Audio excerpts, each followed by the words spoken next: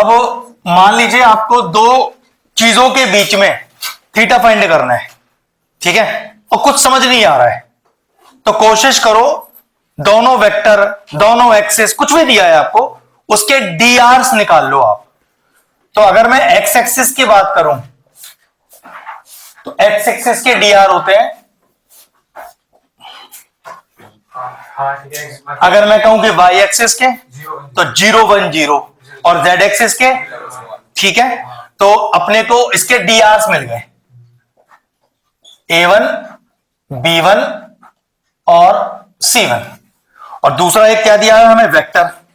वो वेक्टर क्या है, आई जे के, आई प्लस जे प्लस के। तो मैं कहूंगा इसके drs क्या है। और अगर आपके पास किसी भी दो वेक्टर हो, दो एक्सिस हो, एक एक्सिस हो एक वेक्टर हो, आपको सिर्फ इनके drs चाहिए, तो इसका dr कितना हो गया, a2 b2 और c2। और इनके बीच का एंगल लिखेंगे, late angle between x axis and given vector is theta. पहले बताना है कि भाई मैंने एक्स एक्सिस और वेक्टर के बीच के एंगल को थीटा माना, तो यहां से कॉस थीटा का वैल्यू हो गया a1 a2 plus b1 b2 plus c1 c2 whole upon a1 का स्क्वायर b1 का स्क्वायर प्लस c1 का square under root into a2 का स्क्वायर प्लस b2 का स्क्वायर प्लस c2 का स्क्वायर। खत्म कहानी। मतलब ये तो एक तरह से हम मैग्नीट्यूड ही निकाल रहे हैं।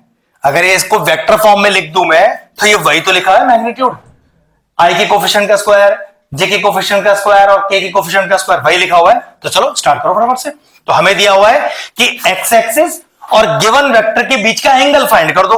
अब हमें कुछ समझ नहीं आ रही बात, तो कुछ मत करो, दोनों के drs निकाल लो और फॉर्मूले में अप्लाई कर दो सीधा उठाकर। चलो फटाफट से करो, कितना आएगा देखो। तो cos theta is equal to, check करो, a1 a2, तो 1 into 1 plus 0 into 1 0 into 1 whole upon under root of इन तीनों का स्क्वायर का सम, तो 1 का स्क्वायर 0 का स्क्वायर 0 का स्क्वायर अंडर रूट ऑफ 1 का स्क्वायर प्लस 1 का स्क्वायर प्लस 1 का स्क्वायर। तो cos theta is equal to 1 upon root 1 into root 3, बिल्कुल। तो cos theta is equal to 1 by root 3। Now 1 by root 3 cos theta कौन से angle पर है, 1 अपॉन 2 1 अपॉन रूट 3 नहीं होता ही नहीं है कहीं पर। तो theta is equal to cos inverse, बात खत्म हो गया। अगर हमें एंगल मिल जाता तो बहुत अच्छी बात है, नहीं मिला तो बात खत्म, बस क्वेश्चन फिनिश हो गया। एक अलग से वेक्टर लेट कर दिया, तो बस आई दिया और 0 दे दिया। एक सेकंड, समझा नहीं मेरी बात। आपको एक्स एक्सिस दिया है ना, हाँ। तो आपने उसे अगर वेक्टर फॉर्म में रखा तो कोई प्रॉब्लम नहीं है, चलेगा। हाँ बिल्कुल, तो मैंने भी वही किया है, मैंने भी वही किया, चेक कर। अरे भाई आई जे के का फॉर्म ही तो नहीं लिखा, लेकिन निकाले तो dr है। जो हम वेक्टर लिखते हैं, हम जो वेक्टर लिखते हैं ए आई plus B J plus C के, वो ए बी सी होते तो dr ही है। तो हम भी तो वही करते हैं, बस लिखने का प्रेजेंटेशन ही तो डिफरेंट है बेटा, चीज तो वही लिखी है हमने भी। मेरा आज क्या दिखा रहा था भाई, अगर हम जैसे cos बीटा लेते हैं ना, cos बीटा एम एम हो गया फिर हमारे लिए। हाँ, तो एम वाला वो कर सकते हैं, क्योंकि एक से एक्सेस का डालना फिर वही बात है, एलिमेंट नहीं है ना एबीसी, मैंने बोला था ना, है ए ऑफ बी अपॉन डी का स्क्वायर। आसान यही है, करना चाहे सेम आंसर आएगा उससे भी। ठीक है, एक क्वेश्चन कल छूट गया था 9th वाला, ठीक है, हो गया। अब कहां तक हो गए, अगला पेज 19वां स्टार्ट करना है, एक पेज पूरा हो गया था कल। ओहो, हाँ छोटे क्वेश्चन करते हैं। चलो चलो फटाफट फटाफट फटाफट करते हैं भाई।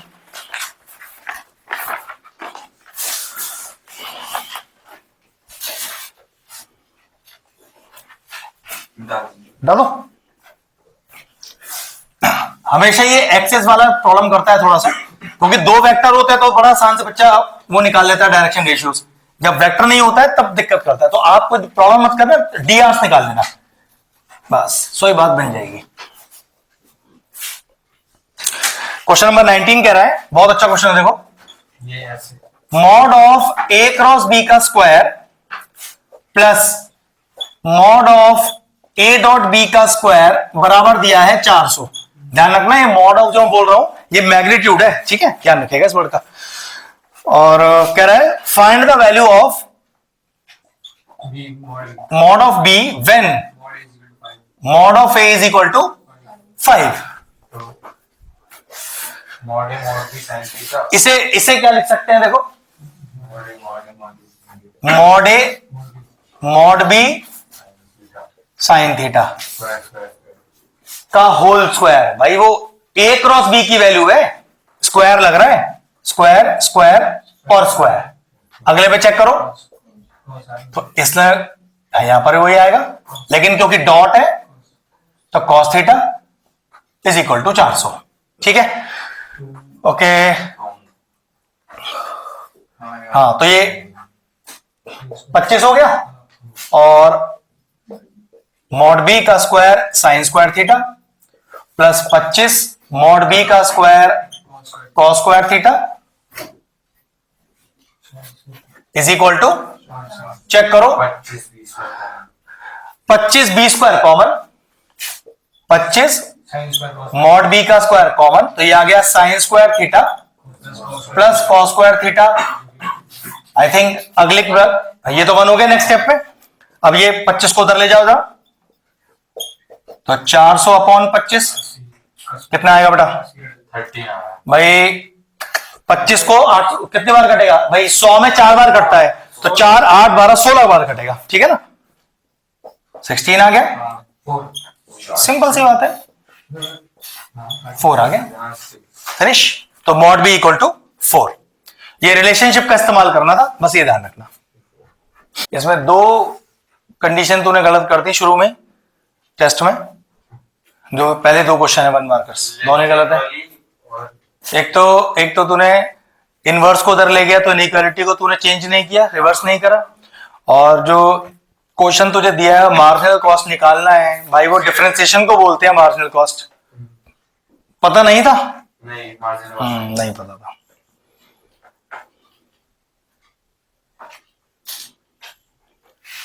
और तो तकरीबन तेरा अच्छा ही पेपर है। इसमें मैं 60 सोच रहा था, 60 आ जाएगा, 60 आ जाता, थोड़ा छोटे मिस्टेक्स कर रखा है। 60 नंबर तेरे इसमें आता तो मैं परफेक्ट मान लेता, क्योंकि आधा घंटा तुझे कम भी मिला और पेपर का लेवल तो बहुत टफ था। ये कुंभ नहाने जा रहे हैं हम कल रात को, तो उसके लिए आ तो हम जाएंगे संडे की, लेकिन ट्रेन जिस तरह से चल रही है 10-10 घंटे लेट, तो मुझे लगता नहीं है हमारी जो कल की जाने की ट्रेन है वो भी 10 घंटे लेट है। तो जब वो पहुंचेंगे लेट, तो फिर तो इसलिए मैंने संडे की टिकट करा रखी है, मंडे की टिकट करा रखी है। तो मुझे पता है कि वो जो लौटने वाली ट्रेन है वो डेली 8 से 10 घंटे लेट हो रही है, तो मंडे रात पहुंचना तो उसे मंडे सुबह है। हाँ, तो क्या हो गया फिर? अरे वो मानो इतना हुआ बना रखा है नहीं इतना। हाँ मानता हूं बहुत भीड़ है, सब अरेंजमेंट है, और जैसे होगा मैनेज करो, क्या है करना तो पड़ेगा ही, इसलिए मंडे ऑफ है। तो मुझे पता है मंडे हम आएंगे रात तक। वैसे आने की सुबह की ट्रेन है, 7 बजे आ जाएगी सुबह यहां पर, लेकिन वो चलेगी वहां से इतनी लेट कि पहुंचेगी ही नहीं, तो मुझे पता है लेट ही आना है उसने, इसलिए मंडे ऑफ ही रखा है। ठीक है, क्वेश्चन नंबर 20 देखो, ये शुरू में बताया था आप लोगों को मैंने। Find the value of lambda if the vectors, चलो तीनों वेक्टर लिखो फटाफट से। तो ए वेक्टर दिया है अपने को i plus 3j plus k, फिर बी वेक्टर दिया है 2i माइनस का j माइनस का k, फिर सी वेक्टर दिया है lambda, okay, lambda j plus C k, और कह रहा है कि these 3 vectors are coplanar, find the value of lambda. तो मैंने आपसे बोला था, लिखो जरा, if given vectors are coplanar, लिखिए, if given vectors are coplanar, ये कंडीशन जरूर लिख देना, hence their determinant is 0, hence their determinant is 0। बस फटाफट से ये लाइन लिखकर, अब ये हो गया 1 3 1, फिर हो गया 2 -1 -1, 0 लेमडा 3 इज इक्वल टू 0, और ऊपर क्या आएगा प्लस माइनस प्लस, बस खोलो फटाफट से ऐसे। तो प्लस का 1, इससे जुड़ा रो और कॉलम भूल जाओ, तो माइनस का 3 माइनस ऑफ नीचे से ऊपर, तो प्लस लैम्डा हो गया। फिर माइनस का 3, फिर इससे जुड़ा रो और कॉलम भूल जाओ, ऊपर से नीचे मल्टीप्लाई माइनस ऑफ नीचे से ऊपर मल्टीप्लाई, फिर प्लस का 1, इससे जुड़ा रो और कॉलम भूल जाओ, ऊपर से नीचे मल्टीप्लाई माइनस ऑफ नीचे से ऊपर मल्टीप्लाई इज इक्वल टू 0। यह आ गया -3 प्लस लैम्डा माइनस का 18 प्लस का 2 लैम्डा इज इक्वल टू 0। ये कितना हो गया चेक करो बेटा, 3 लैम्डा और माइनस का 21, तो इक्वल में जाके हो गया प्लस का 21 और लैम्डा का वैल्यू कितना आ गया, therefore the value of lambda is 7। Finish हो गया क्वेश्चन। कोप्लेनरिटी की सिर्फ आपको इक्वेशन मतलब कंडीशन पता होनी चाहिए सर एमसीक्यू वाले मोस्टली, क्योंकि आपको 1 मार्कर्स में एमसीक्यू बहुत वेक्टर बहुत दिखाई देगा, मैट्रिसेस बहुत देगा, मैट्रिसेस भी आपको ऐसे मिलेगा मोस्टली, सारा मैट्रिसेस आपको 1 मार्कर में मिलेगा। रिलेशन नहीं, मोस्टली आपको मैट्रिसेस और वेक्टर 1 मार्कर का ही दिखना है, तो इसलिए इनकी प्रैक्टिस बहुत ज्यादा हो रही है। बड़े क्वेश्चन तो बहुत रेयर ही मिलेंगे आपको इसमें जो, और वो कैसे होंगे, करे कराए यूनिक क्वेश्चन, पता है कि यही आने वाले हैं अपने पास। ठीक है बताओ जी। नेक्स्ट क्वेश्चन है find projection A on B, जिसमें ए और बी आपको दिया हुआ है। तो ए वेक्टर कितना है देखो अपने पास, ये दिया हुआ है 7i प्लस का j माइनस का 4k, और बी दिया है आपको 2i प्लस का 6j और प्लस का 3k। अब कह रहा है find projection A on B, तो डायरेक्ट फॉर्मूला है ए ऑन बी का, ए ऑन बी, तो डायरेक्ट फॉर्मूला है इसका A dot B upon B vector का मॉड, मतलब ऑन जो इसके पास है वही नीचे मॉड में जाएगा। ठीक है चलो सॉल्व करो फटाफट से, निपटा दो जल्दी जल्दी फटाफट। पहले ऊपर डॉट प्रोडक्ट कर दो, नीचे बी का मैग्नीट्यूड निकाल दो।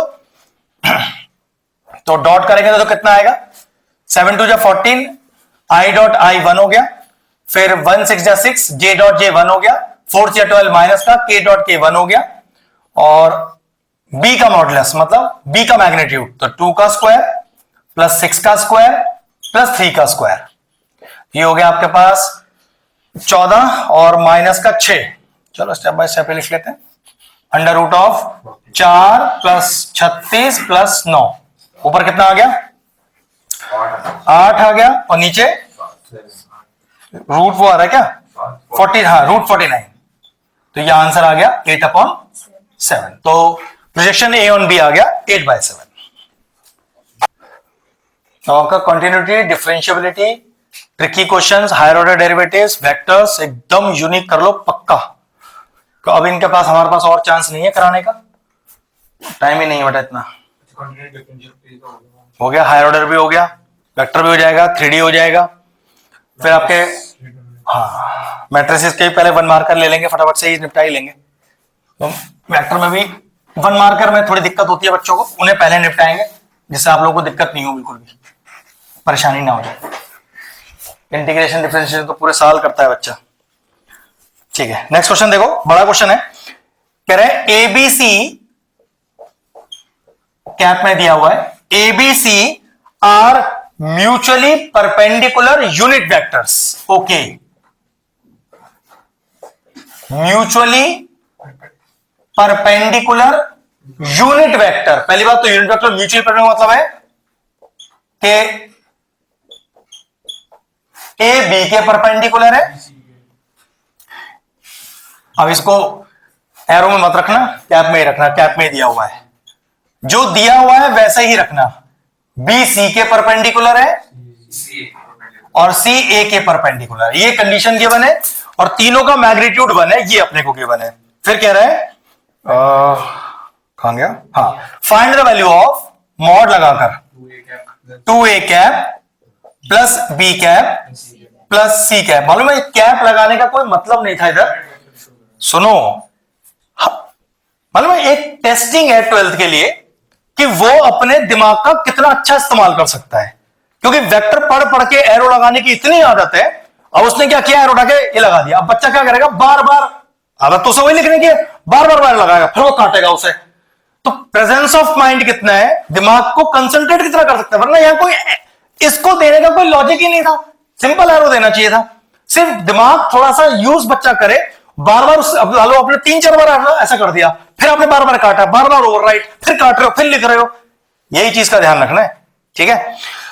ओके, तो ध्यान रखना ऐसे चीजों का आंसर तब आएगा जब आप इन पे स्क्वायर करोगे, वरना तो ये आंसर कभी भी नहीं आएगा अपने पास। अच्छा, एक चीज और, ए बी के परपेंडिकुलर है, तो इससे लॉजिकली क्या समझा,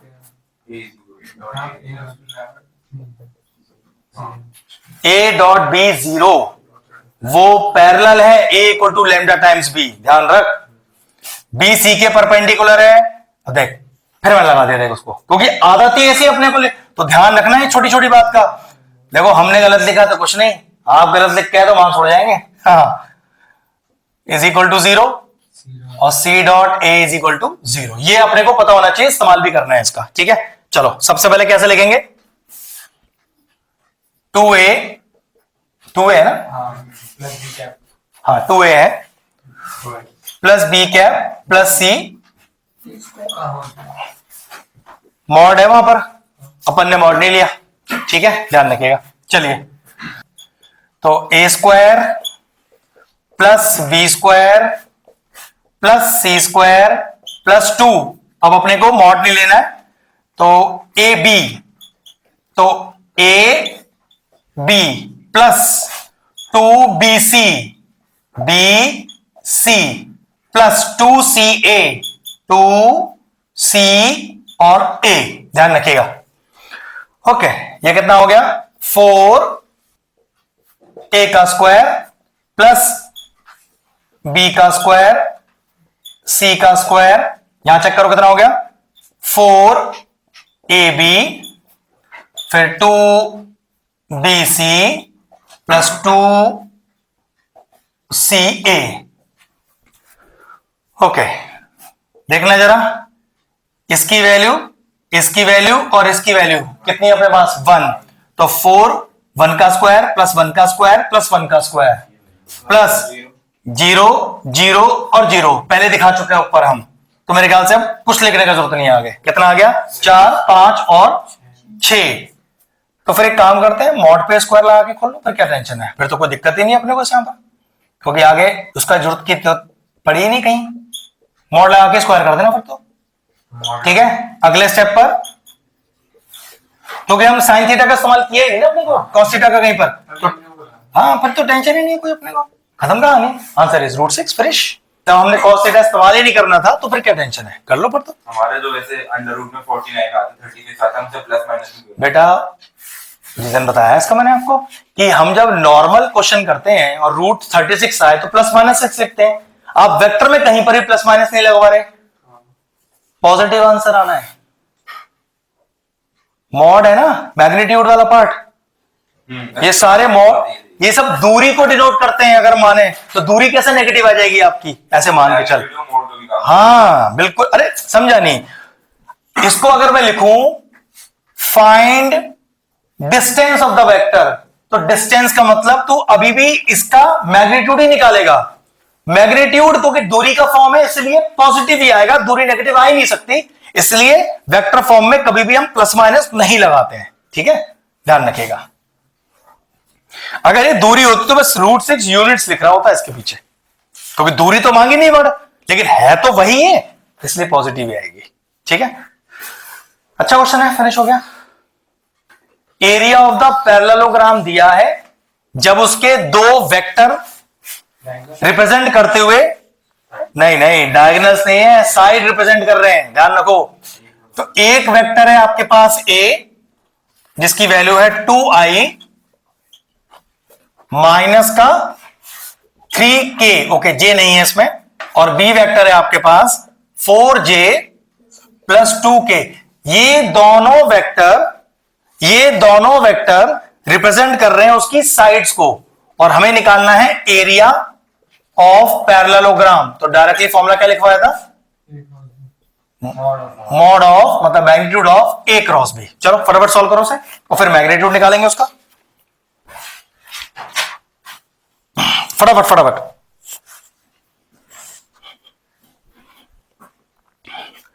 पहले ए क्रॉस बी, ये हो गया आई जे और के, तो 2 0 -3, फिर यहां पर 0 4 और 2, चलो प्लस माइनस प्लस लगाओ फटाफट से, और मुझे ए क्रॉस बी का जो वेक्टर फॉर्म है वो दो फटाफट से बेटा, फिर उसका मॉड निकालेंगे बाद में, मैग्नीट्यूड निकालेंगे। एक एक फिर से 12 y cap minus 4 j cap plus 8 k cap. Check कर लो भाई सब ये आनी चाहिए सभी का, नहीं आ रहा तो मैं सॉल्व करके दिखा दूंगा। अब इसका मॉड निकाल दो,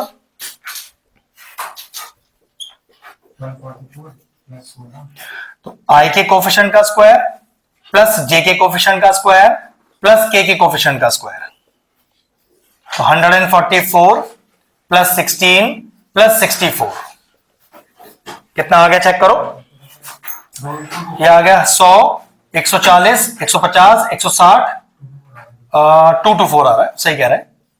अब देखिए 2 to 4 स्प्लिट होगा क्या, 4 रूट 14, तो 4 अंडर रूट 14, क्योंकि हम एरिया निकाल रहे हैं तो स्क्वायर यूनिट या यूनिट स्क्वायर कुछ भी लिख सकते हैं, हो गया बस।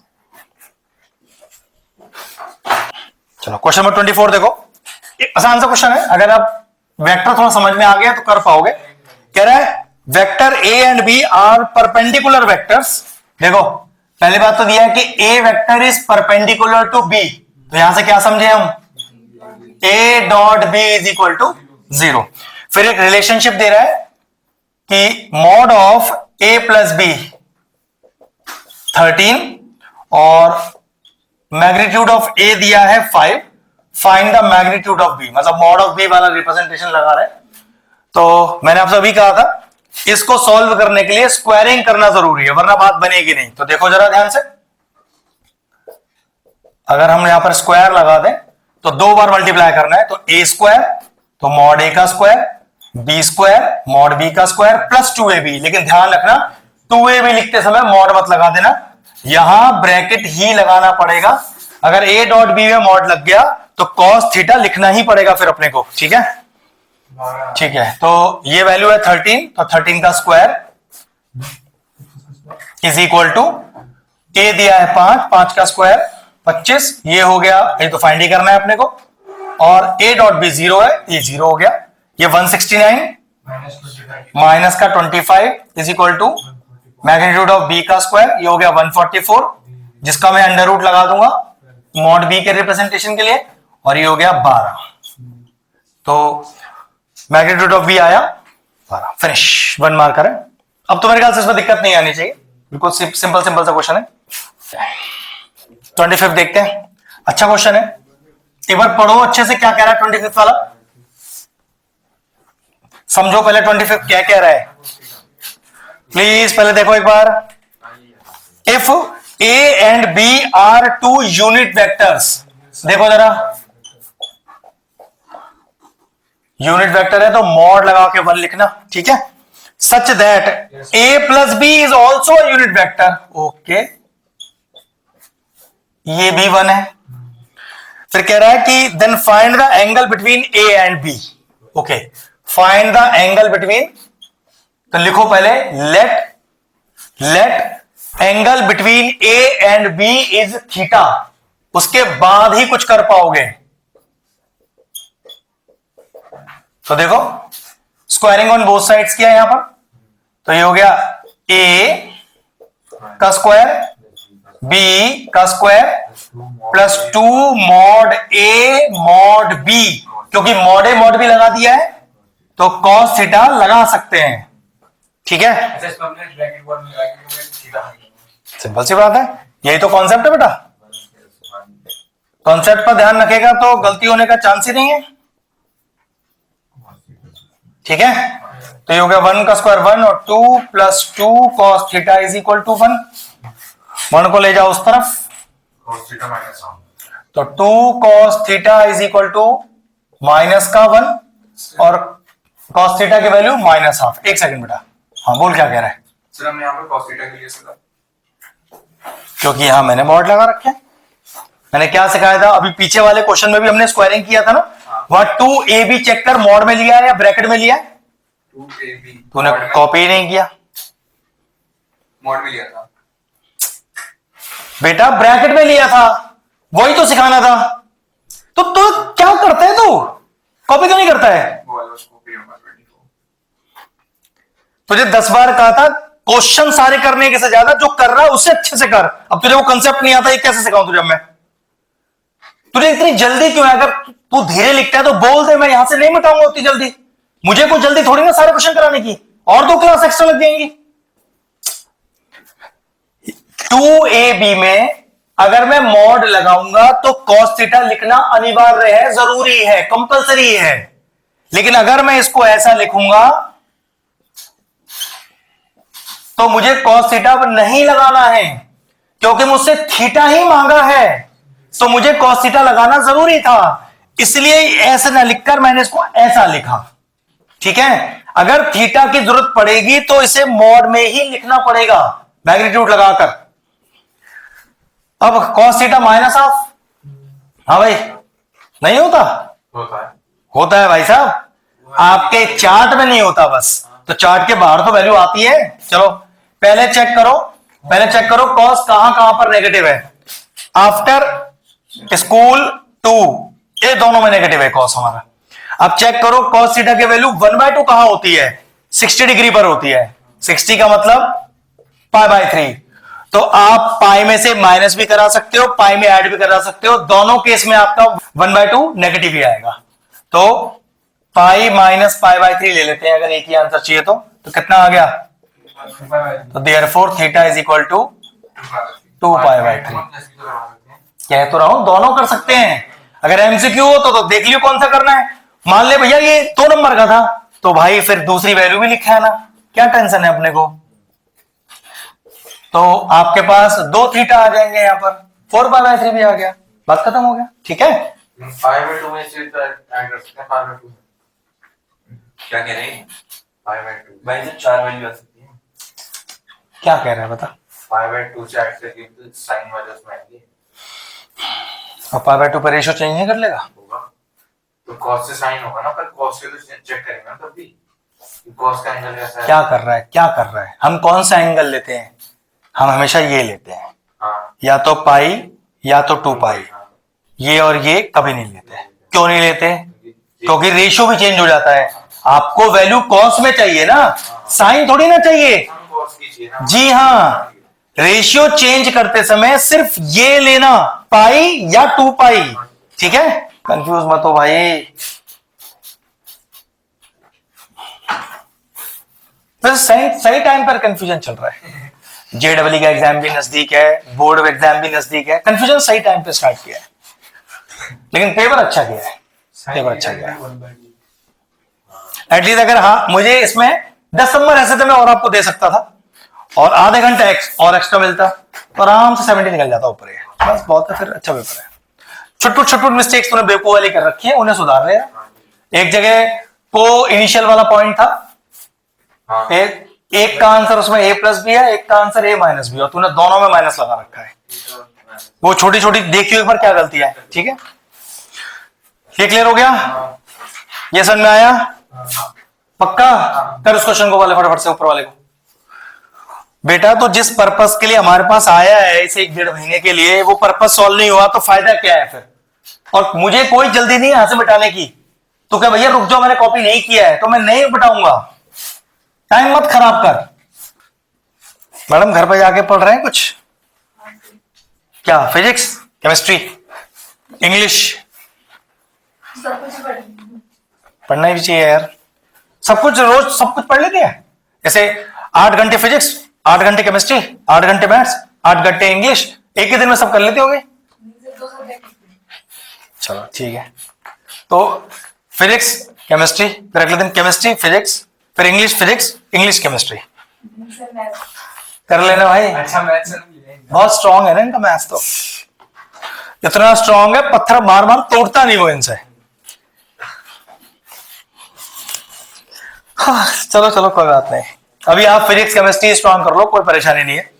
क्लास को अच्छे से करो 1 घंटा, और जो होमवर्क है उतना कर लो, वो भी इनफ है। हम आपको सब करा देंगे, आपको अपने आप घर से कुछ करने की जरूरत ही नहीं है। बस रेगुलर रहो क्लास में, 9 बजे आ जाओ, 9:05 में मत टपकना वरना मैं वापस भेज दूंगा आपको। 26 नहीं 27 अरे मजेदार क्वेश्चन है भाई 26 वाला। वो सारे ऐसे क्वेश्चन है ट्रिकी है, आसान, लेकिन हर बार कुछ ना कुछ नया है इसमें। देखो कह रहा है वो क्या सर, सर वो 27 में पहले एक भाई पहले 26 करने दे। अरे तो रुक जा यार, रुक जा, तेरा हो गया, अच्छी बात है, एक ही नंबर मिला है अभी। अभी हमें 79 की तैयारी भी तो करनी है भाई। अभी तो एक ही मिला है? ओ तेरी तो, हाँ भाई 79 की तैयारी करनी है, एक तो तू ले ही चुका है। पहले चल क्रॉस चेक कर लेते हैं। If vector A and B, अच्छी बात है भाई आपको हो गया, such that magnitude of A, इसको मॉड ए बोलते हैं, magnitude of B that is 2/3 and okay A cross B is a unit vector. तो भाई देखो 1 तब लिखना जब मॉड लगा दो, अगर ए क्रॉस बी 1 लिख दिया तो क्वेश्चन वही कट जाएगा, ध्यान रखना। Write the angle between A and B होना चाहिए था, ए एंड बी होना चाहिए था भाई, सही कर लो, वहां पर बी नहीं लिखा हुआ है। विराज थोड़ी हेल्प कर यार। वो लगे साइन थीटा वाला फॉर्मूला। बिल्कुल सही, A B sine theta is equal to 1, ये दिया है 3, ये दिया है 2/3 sine theta is equal to 1। एक गलती कर गया मैं, नहीं स्क्वायरिंग की गलती नहीं है, ये तो एक क्रॉस बी का फॉर्मूला ही होता है। एक गलती की है मैंने बेटा, मैंने आपसे बोला था ना हम थीटा लेट ले रहे हैं, थीटा होता नहीं है, लिखना है let the angle between A and B is theta. अरे सोचो, एक बच्चा कह रहा है let the angle between A and B is alpha, तो अल्फा लिख के आ रहा है, तो ये कोई पेटेंट थोड़ी ना कि थीटा लिखना है, तो लेट लेना पड़ेगा। और प्लीज भाई साहब स्क्वायर क्यों किया है? मैंने स्क्वायर में वो चैप्टर कर दिया। एक काम कर, क्यूबिंग 4th रूट, 1/√4 ये कॉमर्स वालों की प्रॉब्लम है टेक्निकली, क्योंकि उन्हें ये बात का आइडिया नहीं है कि उनको स्क्वायर भैया करते हैं हर बार, इस बार भी कर दो, क्यों करना है? ए क्रॉस बी का डायरेक्ट फॉर्मूला नहीं है अपने पास। हम स्क्वायर कब करते हैं? जैसे कि आपको कोई ऐसे अननोन वैल्यू हो जाए जिसके बारे में तू फॉर्मूला वाइज जानता कुछ नहीं है, स्क्वायरिंग करके भी आंसर आएगा, फायदा क्या है? फालतू क्वेश्चन बढ़ाना इतना, ठीक है? देखो अब जरा, हाँ तो क्यों नहीं आएगा? अब साइन थीटा का 1/2 कब है? 30 डिग्री पर, दैट इज इक्वल टू, बात खत्म हो गया। आपको ये फाइंड करना है ए डॉट बी क्रॉस सी, और तीनों वेक्टर आपको गिवन है, तो पहले बी क्रॉस सी निकालना, आंसर को ए के साथ डॉट करना। चलो चलो फटाफट फटाफट, 2i प्लस जे प्लस के, ए दिया है, फिर बी वेक्टर दिया है -i प्लस 2j प्लस के, और सी दिया है 3i plus j plus 2k। चलो तुम करो फटाफट से इसको, जल्दी से बी क्रॉस सी कर दो, फिर उसके बाद जो आंसर आए वेक्टर फॉर्म में उसे ए के साथ डॉट कर दो। और अनंत बिल्कुल आराम से और ध्यान से कर, जल्दबाजी मत कर, नहीं आ रहा तो मुझसे पूछ ले, ये रिवीजन क्लास है, तो 10 बार पूछ सकता है, हड़बड़ी मत कर, अगर नहीं आ रहा है तो कोई टेंशन नहीं है इसमें अपने को, ठीक है? पूछ ले जितनी बार पूछना है, इसीलिए बैठा है इधर। निशान जी आप बताओ, राज हो जाएगा? मैडम हो जाएगा? पीछे सबको? अक्षर कर लिया, चलो यार बढ़िया। पहले मुझे एक बार बी क्रॉस सी बता देना कितना आ रहा है, जिसका आ गया है, धीरे धीरे बेटा धीरे धीरे। 3i प्लस 5j माइनस है प्लस, माइनस का 7 की, चलिए ये आना चाहिए सभी का, चेक कर लो बेटा एक बार, और फिर डॉट करो उसका ए के साथ। ऐसा एक भी क्वेश्चन बचना नहीं चाहिए वेक्टर से जो तुम्हें परेशान करे, ऐसे थोड़ा थोड़ा थोड़ा थोड़ा करके 80 तक पहुंचना है अपने को।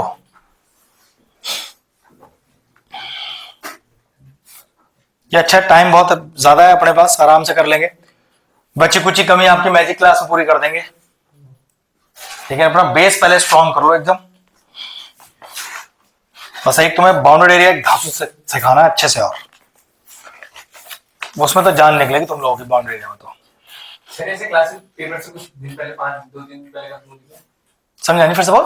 बोर्ड्स के कुछ दिन पहले का समझ लिया। वो एक दिन पहले तो बताओ। हाँ अच्छा मैजिक क्लास की बात कर रहे हैं? हाँ और भी बनाना है ना। सर मैंने 17 को हमारा पहले पेपर है तो आप छुट्टी करो। अच्छा, क्लास बंद कब होनी है हमारी? देखो मैं सो रहा हूं 10 फरवरी को, 10 फरवरी को फिनिश करने के लिए। जैसे तेरा तो सब हो जाएगा ना कैसे। नहीं तो उस तुम्हारा पेपर कब स्टार्ट है? हमारा नहीं वो तो कोई दिक्कत नहीं है उनको। तो मैं तो 2-3-4 अगर जरूरत पड़ी तो 2-3-4 और भी कर देंगे एक्स्ट्रा, कोई दिक्कत थोड़ी ना अपने को इसमें। लेकिन मेरे दिमाग में 10 तारीख के मेन रिवीजन कब तक निपटता है, मैं सेटिस्फाई हो जाऊं कि हाँ भाई मैंने अपनी साइड से करा दिया है। अब तुम लोग कर पाओगे मैजिक क्लास में, क्योंकि गैप बहुत है ना, तुम्हारा और पेपर भी अटक रहे हैं, तो पहले बेस तो तैयार हो जाए तुम्हारा। इसमें इंटीग्रेशन पूरा, मैट्रिसेस पूरा जो होना ही होना है। इंटीग्रेशन में बाउंडेड एरिया वाला पार्ट बहुत ज्यादा इंपॉर्टेंट है, मैक्सिमम मिनिमम पूरा, वो ऐसे पार्ट जो कंफर्म क्वेश्चन इसमें आना ही आना है, और जो टफर साइड से है उन्हें कराना जरूरी है। हमारी भी बहुत गंदी है। इंटीग्रेशन तो पूरा ही बेटा, वो इंटीग्रेशन इतना टफ पार्ट नहीं है, ये है वो तो तुम्हें बहुत अच्छे से आता है। इंटीग्रेशन वैरायटी बहुत ज्यादा है। कह रहा मेरी बहुत गया 5 दिन में फॉरवर्ड सर्विस 13 दिन की चलती मैं तो बहुत से छुट्टी है। बहुत ज्यादा जी। हाँ है। दिन में मैथ में को इंग्लिश के साथ 13 14 15 16। सही बात है। हो गया क्वेश्चन? आंसर बताओ कितना आ रहा है? तो पूरे का आंसर बताओ। -11 आ रहा है, चेक करो फटाफट से।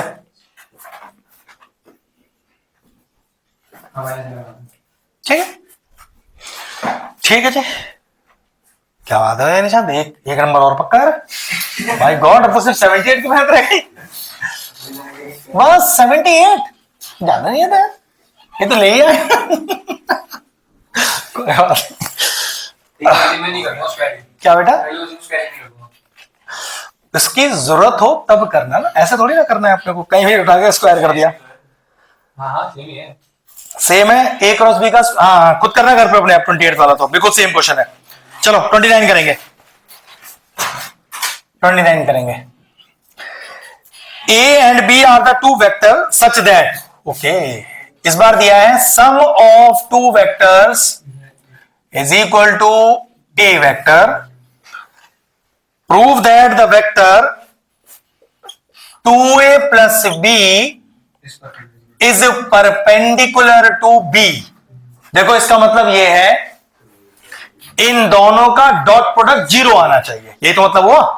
मतलब 2a plus b dot b should be equal to 0। तो कैसे करें शुरुआत? बोलो। उधर स्क्वायरिंग बोथ साइड्स, ठीक जवाब। थीटा का इस्तेमाल करें तो ए स्क्वायर, मैं स्क्वायरिंग कर दो दोनों तरफ, प्लस बी स्क्वायर। देखना मेरा प्रेजेंटेशन विराज,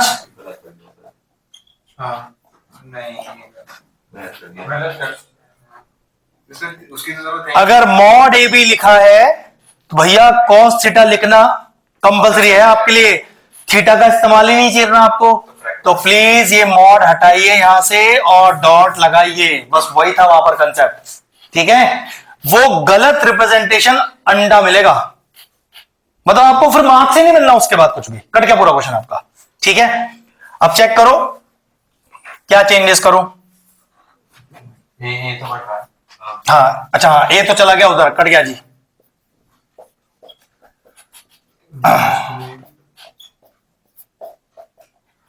ये ठीक है। कुछ कॉमन आ रहा है क्या? हाँ हाँ नहीं प्लस क्यों? सेम आ जाएगा क्या प्रेजेंटेशन वाइज? तो फिर मैं चाहता हूं मैं इसको ऐसा लिख दूं, तो एक तरफ देखो जरा, सॉरी देखो जरा बोर्ड पर,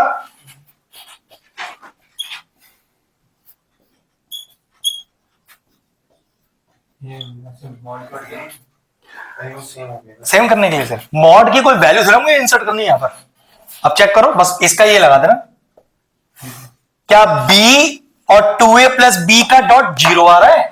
hence we can say that vector b और b प्लस 2a वेक्टर आपस में क्या है? खत्म कहानी। ये तो प्रूफ करना था। तो ये मॉड से परेशान मत हो ना, क्योंकि मॉड की कोई वैल्यू थोड़ी ना सेट करनी है कि हमें मॉड को हमने क्यों लिख दिया वेक्टर b, लिख सकते हैं, कोई दिक्कत नहीं है। ठीक है, ये है, बस सॉल्व हो गया। अरे भाई यही तो प्रेजेंटेशन चाहिए था, आ तो गया हमारा b प्लस 2a, डॉट, हाँ ये प्रूव करना था। तो ये प्रूव हो तो गया। इसका मतलब दोनों आपस में कैसे हैं? खत्म कहानी। ये प्रूफ करना था। ये तो एक तरह से हमने लिख दिया था कि आंसर में लाना क्या है, आंसर तो यहां से आएगा अपना। ठीक है, चलिए, मतलब प्रेजेंटेशन भी आपको शुरू में ही लिखवा रखा है। देखो, फॉर्मूला बेस्ड क्वेश्चन, इसमें देखो बच्चे क्या करके आते हैं। अब कॉमर्स जरा ध्यान से, ना ना ना ना ना, देखो क्या किया उन्होंने, देख तो लो, क्या मतलब? ग्रुपिंग कर दी प्लस लगाकर, जबकि ये क्वेश्चन क्या है? ए भाई, ये डॉट है, उधर डॉट है, बीच में प्लस है, लेकिन क्या है, प्रेजेंटेशन इस तरह से बोर्ड में दिया गया है। उन्होंने क्या है, भैया ये आई प्लस जे है क्या? ओ भैया ये आई प्लस जे नहीं है इधर। ठीक है, तो पहले ये बताओ, हाँ, के क्रॉस जे कितना आया? देखो क्या सिखाया था, आई जे के साइक्लिक चलते हैं, के देखो जे क्रॉस के होता है, लेकिन ये तो के क्रॉस जे लिखा है, तो अगर होता जे क्रॉस के तो आंसर होता आई, लेकिन ये तो उल्टा लिखा है, तो माइनस का आई, डॉट आई, और व्हाट इज जे डॉट के? जे डॉट के, जीरो होता है, ये क्रॉस नहीं है, ये डॉट है। अब वहां पर अब not, what is I dot I? 1, लेकिन माइनस आगे लग रहा है, तो व्हाट इज फाइनल आंसर? -1। ध्यान से, डॉट में अलग है, क्रॉस में अलग है नियम। ठीक है, कॉपी करो। हाँ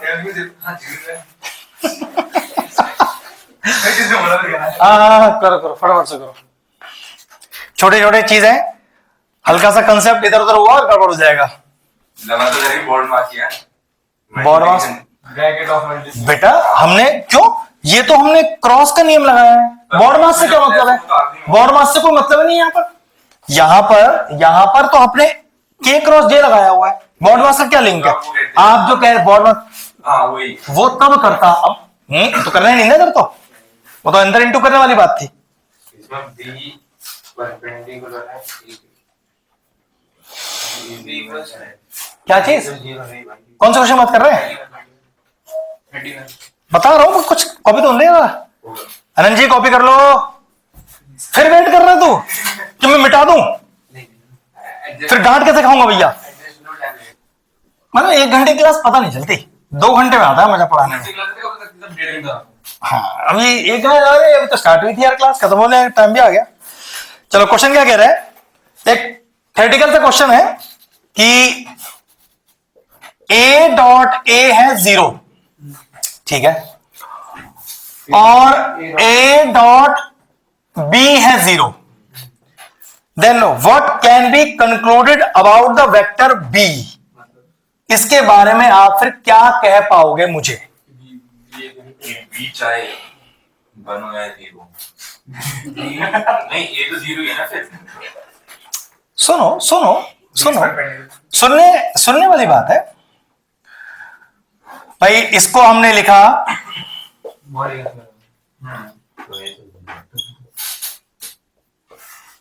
ऐसा कह सकते हैं।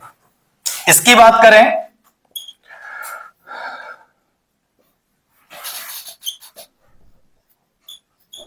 ये ठीक है, ठीक है, मॉड ए की वैल्यू तो A dot B cos theta लिख दिया मैंने इसके लिए, जिसमें मॉड ए की तो इसको डाल दिया मैंने। ए 0 है। अब देखो सुनो, अगर मॉड ए 0 है, मॉड ए 0 है तो मेरा आंसर यहां 0 ही आ रहा है, तो सोचो कि मॉड बी ऐसा क्या लिखा जाए। तो जैसे ए 0 तो आंसर 0, आप कह सकते हो। एक केस तो ये है कि भैया आपका बी भी 0 हो जाए, तो क्या फर्क पड़ता है, ए और बी दोनों एक ही जैसे वेक्टर का रिप्रेजेंटेशन ही तो है। तो अगर इसको 0 से आंसर 0 हो सकता है, तो मेरे बी के 0 से भी आंसर 0 हो सकता है। तो पहला आंसर तो ये आया, अगर एक आंसर ये है तो, कि आइदर मॉड बी या vector B is equal to 0। और कुछ नॉन जीरो वेक्टर, वो क्यों ये तो जीरो है, मल्टीप्लिकेशन किसी के नहीं, वो तो प्रूव हो गया ना कि अगर 0 है। नहीं समझ नहीं आपकी बात। जीरो है। हाँ, एक केस क्या हो सकता है, जैसे भैया ए 0 है, ए 0 है, बी 0 है, समझ में आया। एक केस ऐसा भी हो सकता है, ये तो 0 है, ये तो कंफर्म है, ये 0 ना हो, ये कोई नंबर हो। अब ऐसे क्या लिखेंगे, नंबर हो तो क्या लिखेंगे, b इज एनी। बेटा नंबर के फॉर्म में नहीं, वेक्टर की फॉर्म में लिखना है आंसर। तो दो केस हो गए, या तो b आपका 0 हो सकता है, या तो वो 0 नहीं हो सकता। दोनों केस में आंसर के 0 पे कोई फर्क नहीं पड़ेगा मेरे, समझ मेरी बात। a 0 है, अगर b 0 हुआ तब भी तो आंसर 0 ही आएगा। अगर a 0 है, ऐसा b में क्या रखोगे आंसर 0 हो जाए, तो भैया आप आंसर b को 0 रखोगे तब भी 0 रहेगा, और अगर वो 0 नहीं भी होगा तब भी 0 रहेगा आंसर। तो दोनों केस में आप लिखोगे therefore the possible values of vector b is either 0 और it is a non zero vector. मतलब ये 0 हो तब भी फर्क नहीं डालेगा आंसर पे, अगर ये 0 ना हो तब भी फर्क नहीं डालेगा। नॉन जीरो मतलब कि कोई वैल्यू है इसके पास, खत्म हो गया आंसर, फिनिश हो गया। ठीक है, टाइम के हिसाब से मैं लिखवा रहा हूं, लिखो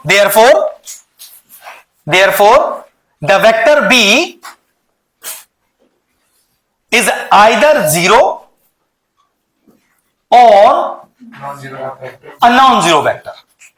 या तो उसकी वैल्यू 0 हो सकती है, या हो सकता है वो 0 ना हो, कुछ और हो जाए, लेकिन दोनों केस में b कुछ भी हो, आंसर 0 ही आना है अपने पास। ठीक है, बस आज के लिए इतना ही करते हैं। ठीक है, बचा हुआ पार्ट कल